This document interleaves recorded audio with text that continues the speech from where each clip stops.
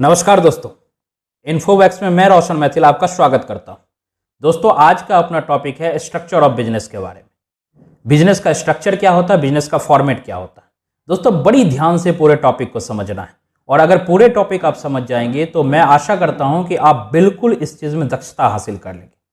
दोस्तों, वास्तव में किसी भी व्यापार को प्रारंभ करने से पहले एक मूल समस्या आता है कि व्यापार का स्ट्रक्चर क्या होगा, यानी किस चीज में हम व्यापार करेंगे, किस चीज में नहीं, कैसा, किस फॉर्मेट से हम व्यापार करेंगे। फॉर्मेट इन द सेंस कि हम प्रोप्राइटरशिप में व्यापार करेंगे, हम प्राइवेट लिमिटेड में व्यापार करेंगे, हम पार्टनरशिप में व्यापार करेंगे या फिर हम किसी अन्य और फॉर्मेट में व्यापार करेंगे।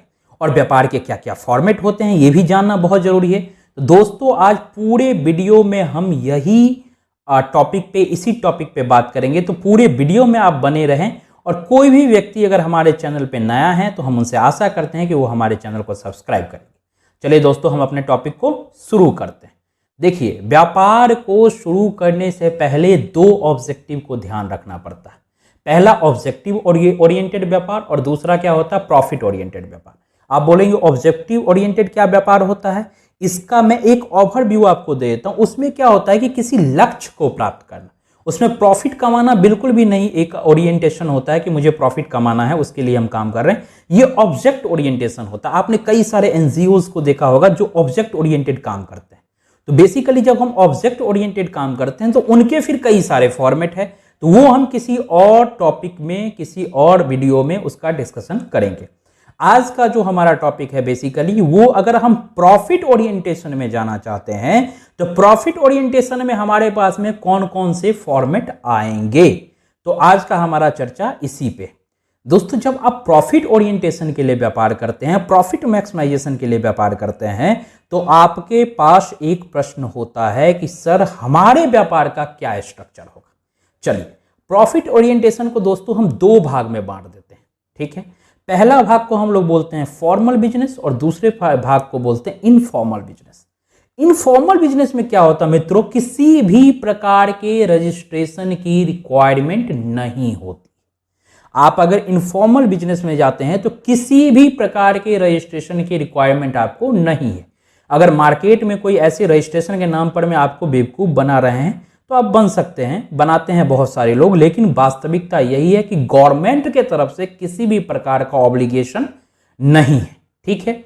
और जब आप फॉर्मल बिजनेस में आते हैं कि नहीं फॉर्मली हमको बिजनेस करना है, तो उसमें रजिस्ट्रेशन रिक्वायरमेंट है। विदाउट रजिस्ट्रेशन रिक्वायरमेंट आप उस व्यापार को नहीं कर सकते। तो चलिए हम सबसे पहले इनफॉर्मल को बात करते हैं, पूरा सॉल्व करेंगे और फिर हम चलेंगे फॉर्मल पे। इनफॉर्मल पे जब हम दोस्त आते हैं तो वहां पे दो तीन चीजें हमारे सामने आ जाती है। सबसे पहला आता है प्रोप्राइटरशिप।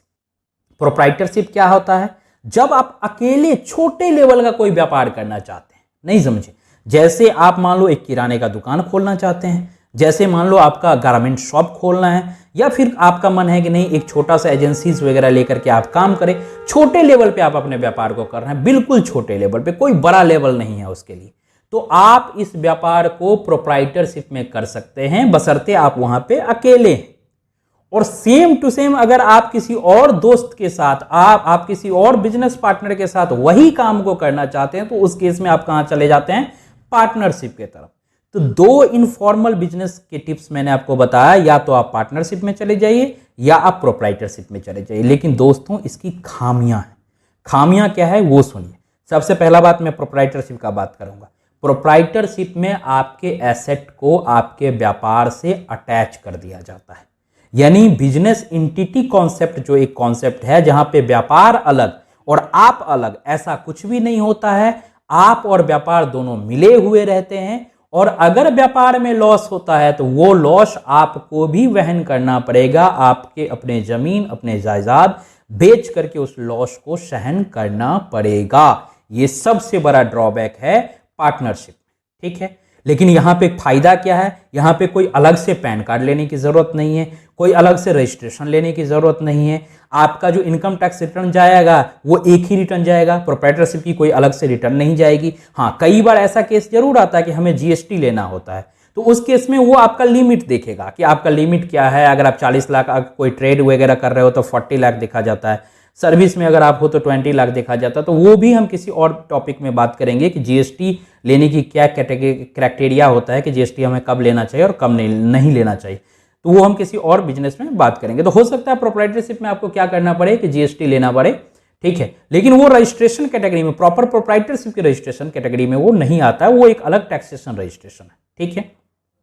तो प्रोप्राइटरशिप में ये एक ड्रॉबैक है कि आप और आपके व्यापार अलग नहीं है। ठीक पार्टनरशिप में भी दोस्तों यही होता है। पार्टनरशिप का जो लायबिलिटी होता है वो भी अनलिमिटेड होता है, उसमें भी आप और आपके व्यापार बिल्कुल अलग नहीं है। अगर व्यापार में कोई लॉस होता है, अगर पार्टनरशिप में कोई लॉस होता है, तो आप दोनों पार्टनर, पांचों पार्टनर, जितने भी पार्टनर हैं, मैक्सिमम 100 पार्टनर तक बना सकते हैं, सब आदमी को वहन करना पड़ेगा। आप इसके बिना अपने आप को आगे नहीं ले जा सकते। ये दो कैटेगरी है दोस्तों जो इनफॉर्मल बिजनेस में आता है, जिसको इनफॉर्मल बिजनेस कहते हैं। अब हम चलते हैं फॉर्मल बिजनेस में।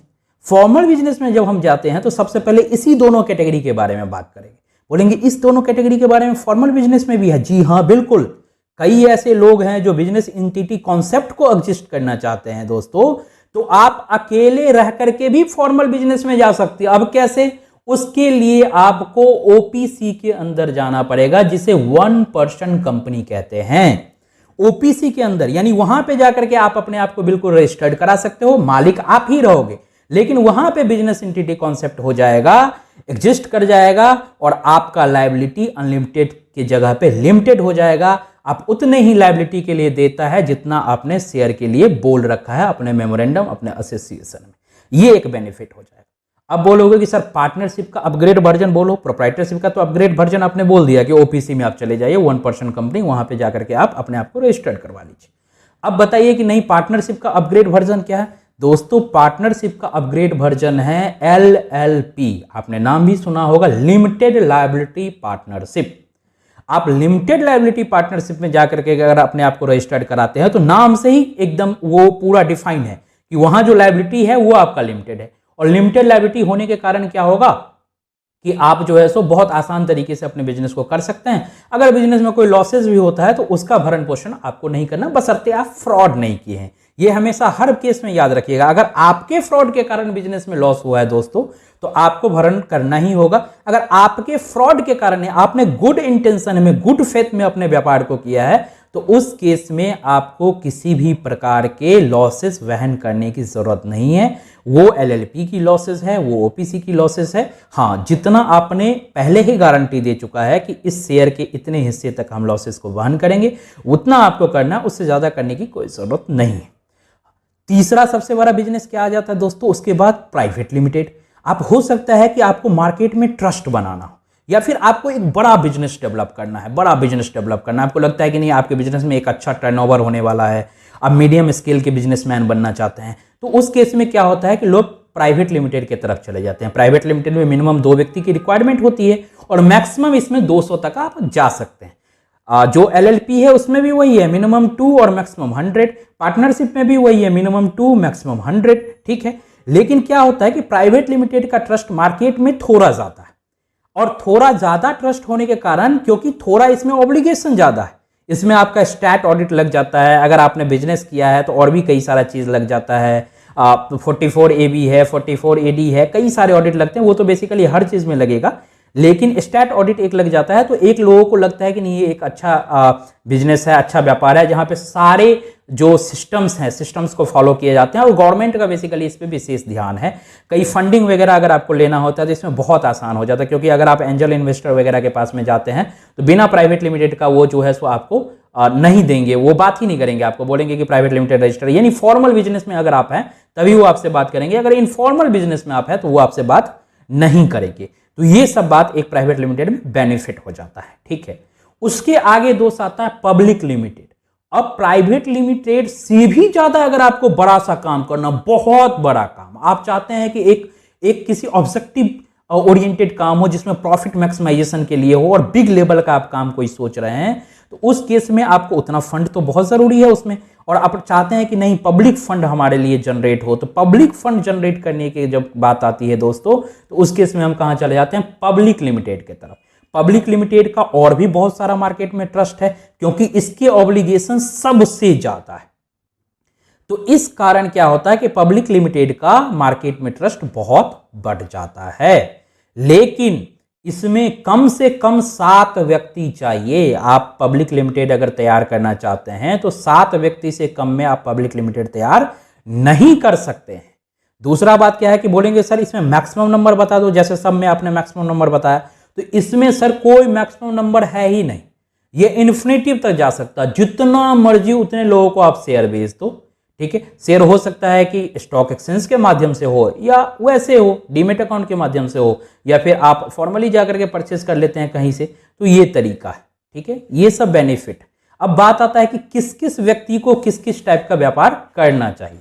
दोस्तों मैं इसको बहुत शॉर्ट में बताऊंगा और आप बहुत तरीके से समझ भी गए होंगे अभी तक, और फिर भी हम इसको बता रहे हैं। सुनिए, अगर आप अकेले छोटा बिजनेस करना है, कोई ट्रेडिंग में जाना है, आपको मैन्युफैक्चरिंग वगैरह में नहीं जाना, ट्रेडिंग में जाना है, ठीक है, बेसिकली, तो आप आराम से एक प्रोप्राइटरशिप ले लीजिए। प्रोप्राइटरशिप में आप काम कीजिए, अपने पैन कार्ड पे काम कीजिए, कोई दिक्कत नहीं।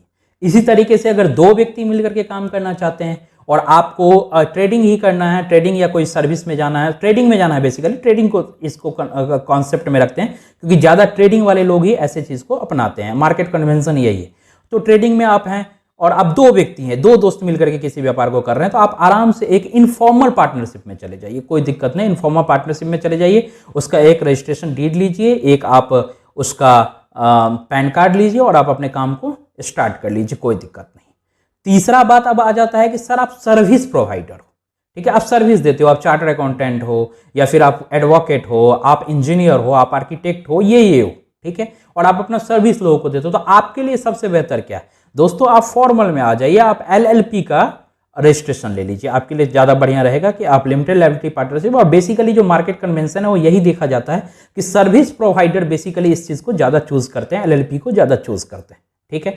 तीसरा है कि नहीं आपको मीडियम लेवल का बिजनेस करना है और आप मैन्युफैक्चरिंग में, ठीक है। मैन्युफैक्चरिंग में क्या होता है कि उनका बिजनेस जो है वो काफी दिनों तक चलने वाला, ग्रो करने वाला, शुरू में उसका ग्रोथ रेट काफी कम होता है, लेकिन धीरे धीरे धीरे धीरे धीरे धीरे उसका ग्रोथ रेट काफी बढ़ते जाता है। तो उस केस में हर व्यक्ति चाहता है कि नहीं वो एक प्राइवेट लिमिटेड में जाए, और मार्केट कन्वेंशन भी यही है कि वो प्राइवेट लिमिटेड में जाते हैं क्योंकि उनको मार्केट से भी फंड उठाना होता है, एक क्रेडिबिलिटी भी चाहिए आपके कंपनी का, ठीक है। मार्केट से फंड उठाना है, जो NBFCs हैं या फिर बैंक हैं उनसे भी फंड लेना है, एंजल इन्वेस्टर के पास में वो जाते हैं। तो इस केस में क्या करते हैं वो कि अपने आप को रजिस्टर्ड कराते हैं प्राइवेट लिमिटेड पे।